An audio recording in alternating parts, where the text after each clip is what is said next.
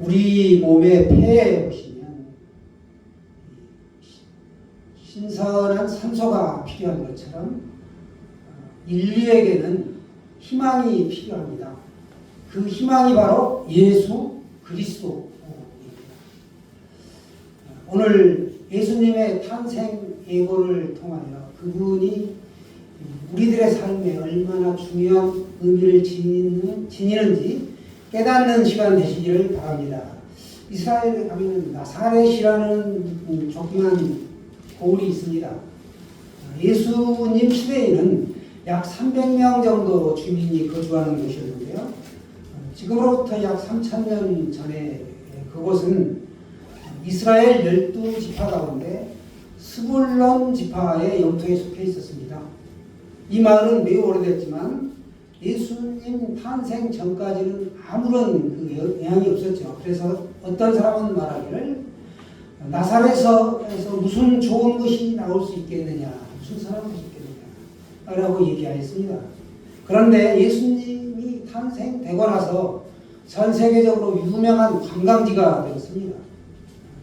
오늘 예수님의 탄생 예고는 어떻게 나타나는가? 첫 번째, 가브리엘 천사가 예수님의 탄생을 마리아에게 미리 알렸습니다. 일명 우리가 한자로 수태고지라고 합니다. 여섯째 달의 천사 가브리엘이 하나님의 보내심을 받아 갈릴리 나사렛이라는 동네로 찾아갑니다. 나사렛에는 다윗의 자손 요셉이라는 사람과 약혼한 처녀 마리아가 살고 있었는데 그녀에게 이제 상상할 수 없는 놀라운 예고를 하십니다. 하나님이 파송한 천사가 예고를 한 것이죠. 또 보시면 천사 두 번째는 어떻게 또 예고를 하냐? 하나님의 은혜와 평안을 예고합니다.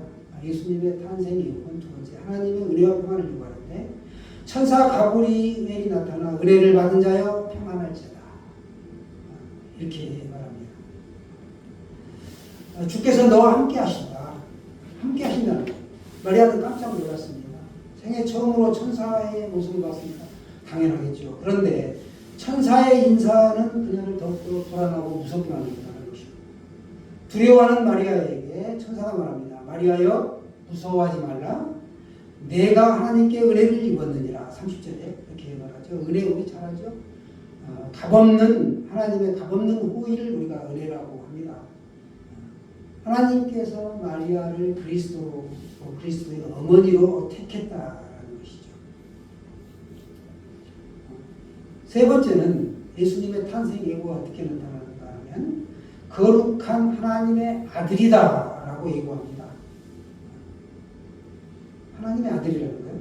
우리가 하나님의 아들이라고 하는데 명심하고 정신 차릴 것이 한 가지 있는데 하나님의 기적이 이렇게 마리아에게만 일어나는 것이 아니라는 거예요.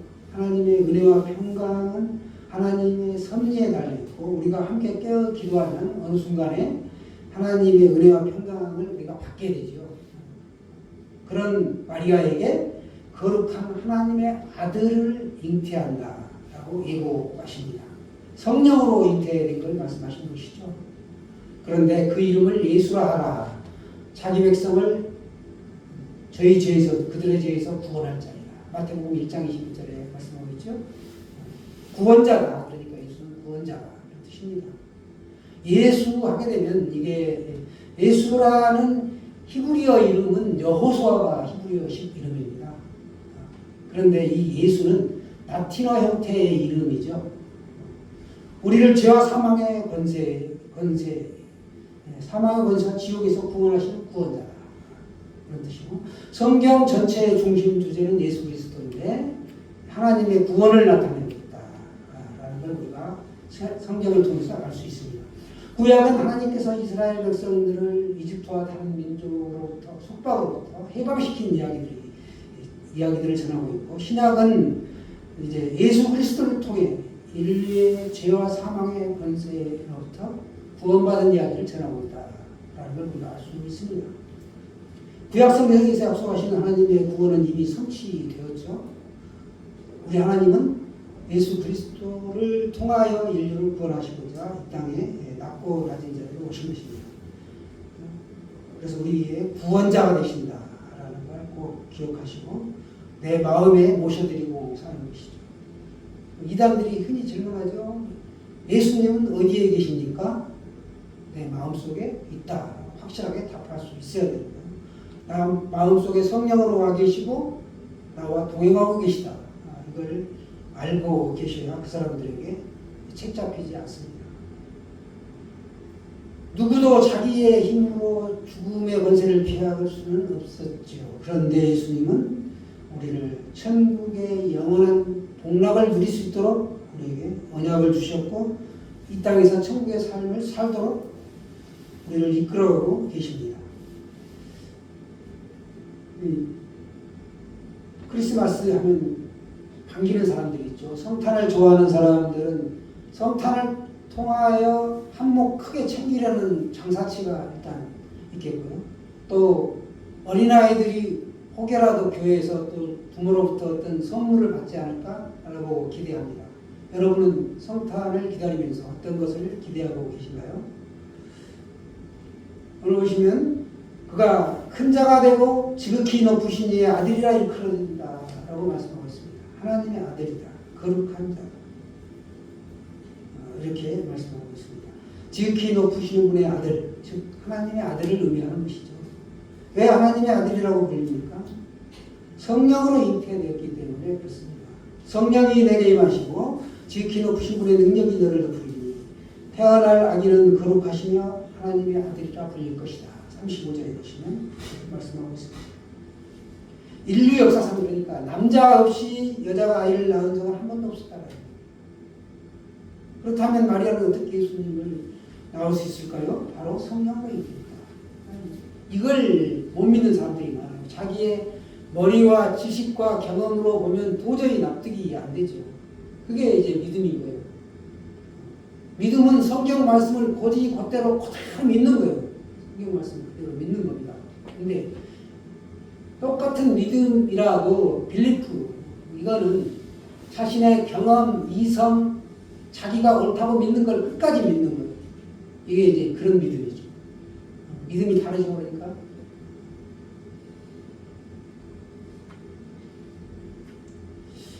예수님은 우리의 참된 왕으로 오신다라고 세 번째는 예고하고 있습니다.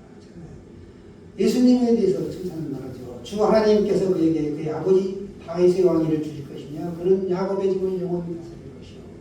다윗의 후손으로 오신다는 거예요, 메시아는. 그런데 요셉이 다윗의 자손이죠. 그의 나라는 끝이 없을 것이다. 영원하다. 영원한 왕국이다라는 걸 말씀하고 있습니다. 참된 왕이시기에 죽음과 생명, 하늘과 땅을 다스리시고 우리의 모든 생사 여부를 다 관여하시는 분이 하나님이신데 그분이 이제 독생성자죠. 육신의 몸으로 이 땅에 오신 겁니다. 우리에게는 영원한 천국이 주어졌습니다. 우리는 지금 2000년 전에 오신 예수님의 성탄을 기념하고 다시 오실 주님을 소망하고 있습니다. 다시 오시면 이제 심판주로 오시게 되는 것이죠. 선지자 스가랴가 예언한 대로 온유하고 친절하신 분, 그분이 2000년 전에 이 땅에 오셨습니다. 보라, 내 왕이 온유하며 낙의 새끼를 타고 내게 오시는데 이렇게 묘사하고 있습니다. 예수님을 우리의 왕과 구원자로 여겨볼 때 죽음과 사탄의 모든 어둠의 권세가 우리 마음에서 사라진다.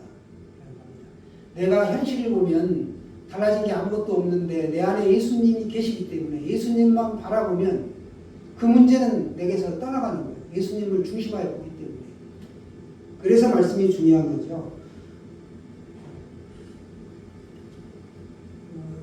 제가 인피로 이사를 했는데 밤하늘에 보니까 카시오페아 자리 뭐 이렇게 북두칠서 이런 것들이 다 보이는 거예요. 작은 곰자리, 큰 곰자리 잘 어딘지 한참 찾긴 했는데 그만큼 뚜렷하게 볼 수 있다라는 것은 우리가 말씀 안에 붙어 있으면 자기 자신의 삶이 보입니다.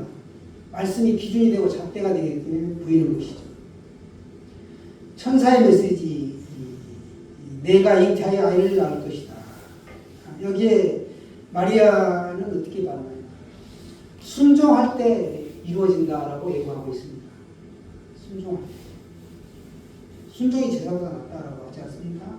저는 처녀인데 어떻게 이런 일이 있을 수 있습니까? 라고 물었습니다. 그 당시에 얼마나 두렵겠습니까? 처녀가 아이를 낳는다.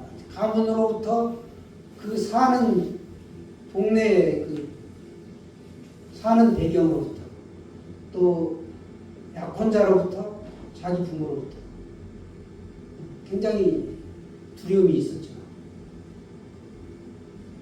우리말에 얌전한 고양이 부뚜막에 먼저 올라간다 그런 말이 있는데 그처럼 이제 굉장한 두려움이 있었는데 그녀는 받아들였다라는 거예요.